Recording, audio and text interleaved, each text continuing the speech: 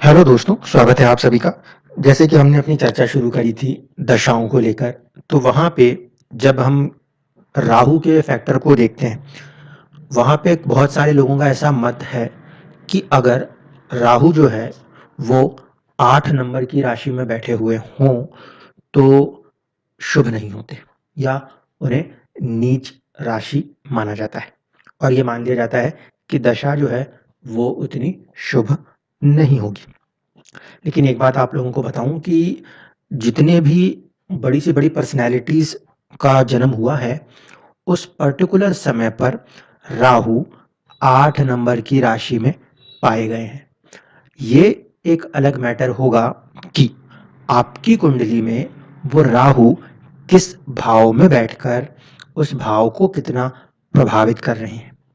अगर कभी भी किसी भी कुंडली के अंदर राहु 8 नंबर की राशि में बैठा हो और कोई दूसरे ग्रह का उस पर डायरेक्ट प्रभाव ना हो, ऐसे स्थिति में वो जो राहु है वो आप समझ सकते हैं कि मंगल के साथ कनेक्ट हुआ है।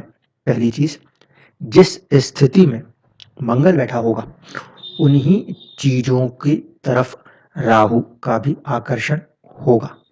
1 नंबर और 8 नंबर की राशि मंगल देव के पास है। अगर राहु 8 नंबर की राशि में बैठते हैं, तो ऐसे स्थिति में कहीं ना कहीं जो एंड रिजल्ट होगा वो मंगल को देख के कहा जाएगा।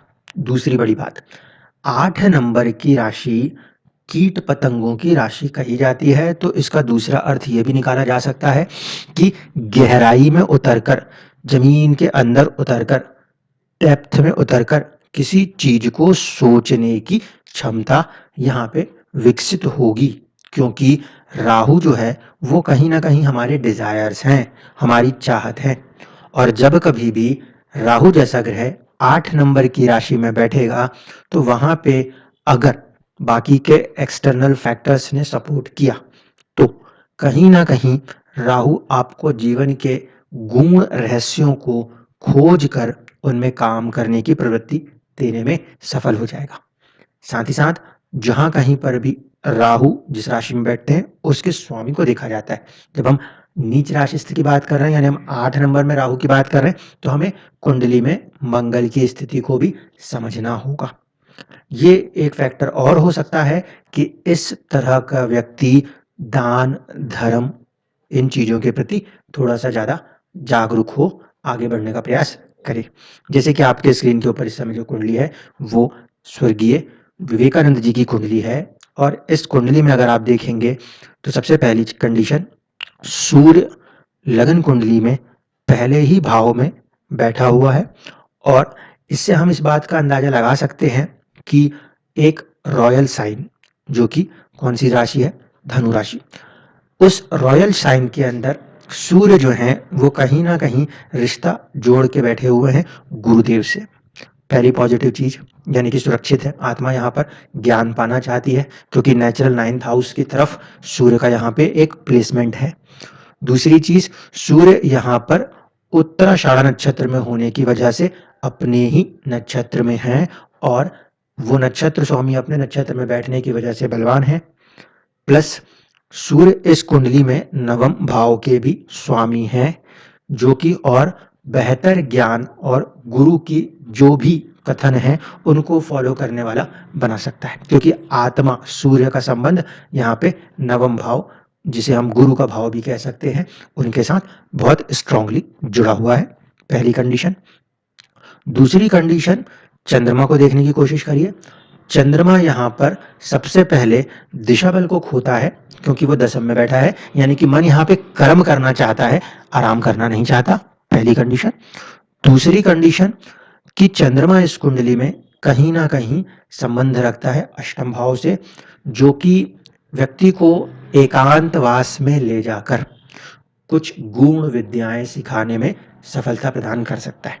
देखिए, दसम भाव के अंदर जब भी कोई ग्रह आकर बैठे तो वो ऊंचाइयों को पाना चाहता है। यहाँ पे दसम में अष्टम भाव के स्वामी आके बैठे हैं, तो किसी भी चीज के प्रति, अष्टम क्योंकि एक रहस्य है, तो किसी भी चीज के प्रति रहस्य को खोजना समझना ये नेचुरल स्ट्रेंथ ले लेगा।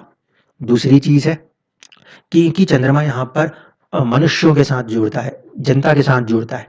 ऐसे स्थिति में चंद्रमा का यहाँ पे कनेक्ट होना उनके द्वारा जीव के ऊपर, लोगों के ऊपर और यूथ एनर्जी के ऊपर सबसे ज़्यादा अपने प्रभाव दिखाने वाला कहा जा सकता है। अब चंद्रमा का संबंध शनि से है, अष्टमेश है यहाँ पर चंद्रमा, और शनि जो है वो तृतीय भाव के स्वामी है। अष्टम और अष्टम से अष्टम, ये दोनों स्वामी बिल्कुल एक साथ आपस में कनेक्ट हो रहे हैं। दूसरी चीज, चंद्र कुंडली से शनि जो है वो पंचम और षष्ठ के स्वामी है।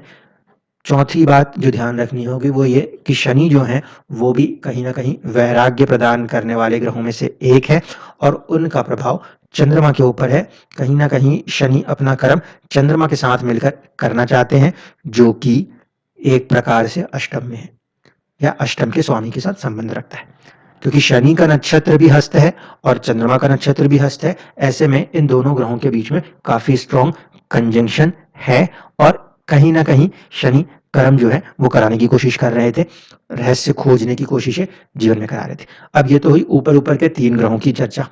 सूर्य की बात कर ली, शनि की बात कर ली, चंद्रमा की बात कर ली, लेकिन अब मेजर फैक्टर पे आइए। मेजर फैक्टर है वो है राहु।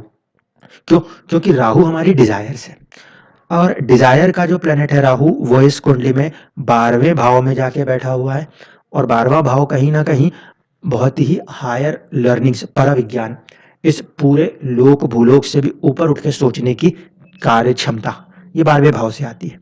क्योंकि हम जहाँ रह रहे हैं उसके ऊपर के भी हमारे जो स्पेस है उसको एक्सप्लोर करने का जो है वो 12th हाउस से माना जाता है।